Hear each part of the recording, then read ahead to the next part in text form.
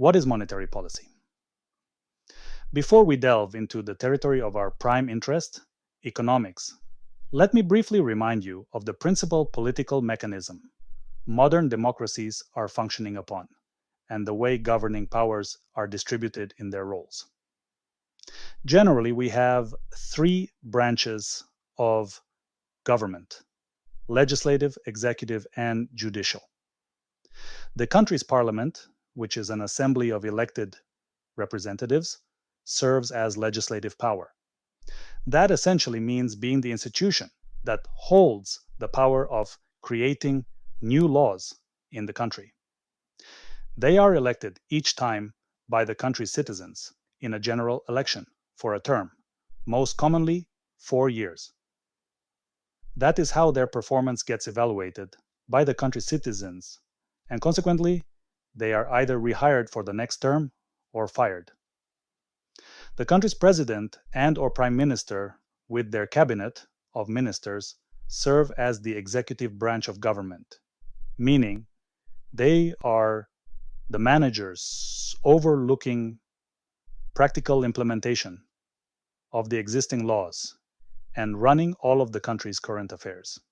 They are usually appointed by the political party or a coalition of such that won the most recent elections. This branch is often called the government in a more narrow sense of the term. Now, separately from the two above, there is the judicial branch of power. That is essentially the network of judges serving in courts of all levels across the country.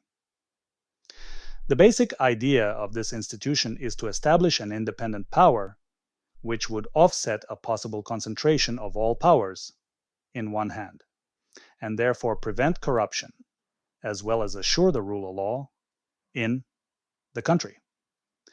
The judicial system is established to make sure all of the dealings in the country are fair and equal between all individuals, as well as between all of the political entities. No one is above the law. Judges shouldn't be affiliated with any political parties or ideologies.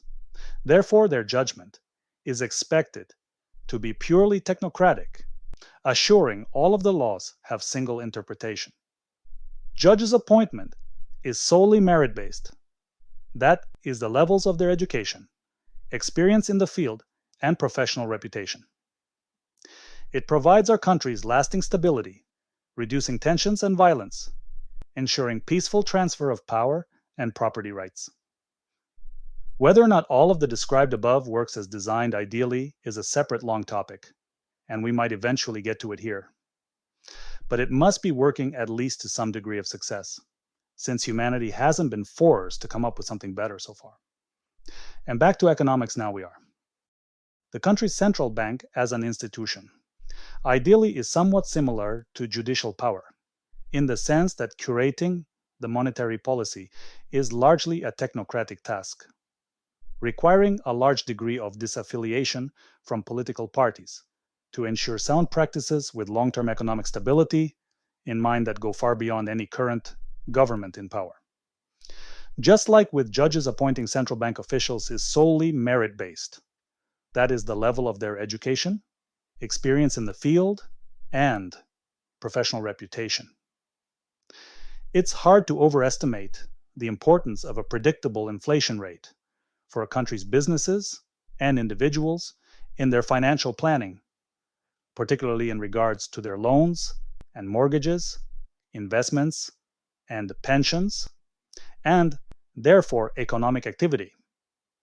The central bank's job is to control the quantity of money and interest rates in order to avoid excessive inflation or deflation, and, when possible, prevent excessive swings in real GDP growth and unemployment.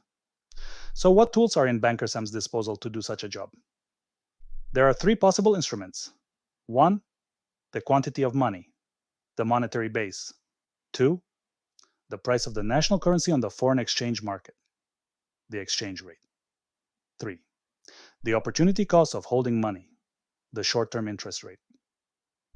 That may seem like a lot at first, but in reality, what's described above works somewhat like a three-gear mechanism where setting up the value or adjusting one of them may consequently affect the other two.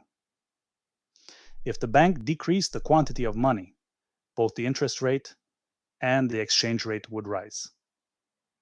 If the bank raised the interest rate, the quantity of money would decrease and the exchange rate would rise. If the bank lowered the exchange rate, the quantity of money would increase and the interest rate would fall. So choosing between the three options, in the vast majority of instances, short-term interest rate is the instrument of choice for most developed economies' central banks. Given this choice, the exchange rate and the quantity of money to find their own equilibrium values. The central bank sets overnight loans rate, which is the interest rate on overnight loans that chartered banks make to each other.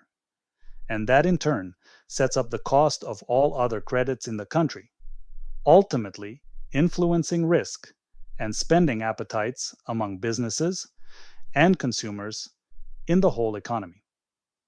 When inflation is high, the central bank raises the interest rate, which makes all of the loans more expensive to serve.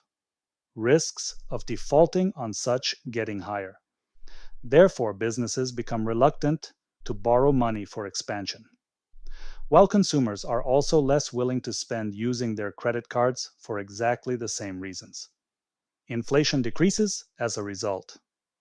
When inflation is low, the exact opposite is happening. The bank lowers the rate, encouraging businesses to borrow and expand, as well as consumers to spend more. It also would cause a devaluation of the national currency, making products cheaper to produce in relative terms, and being more competitive on international markets. Therefore, the country's exports would increase. It usually accelerates the growth of the country's GDP as a result. It is worth mentioning at this point that there are certain lags in the continuity of the processes described above, as well as some outside factors that could also have effects on them. We would get into a more detailed description of such on some later stages.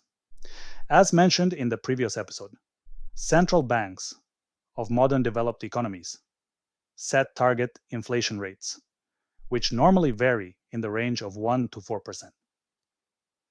There are some opponents of such practice arguing that by focusing on inflation, the bank might permit the unemployment rate to rise or real GDP growth to slow.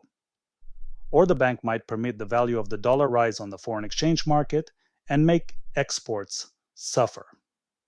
Yet, the more general consensus among economists is that, although possible, those are rather short-term pain for a long-term gain. As in the long run, monetary policy influences the inflation rate and has no effect on the unemployment rate.